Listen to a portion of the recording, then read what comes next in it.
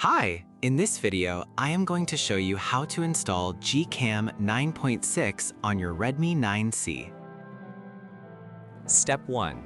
Tap the first link in the description to open the article. Step 2. Scroll to the download section and download the GCam APK file. Step 3. Follow the How to Install guide for step-by-step instructions.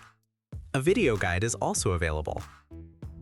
That's it. Don't forget to visit the article for complete instruction in APK file.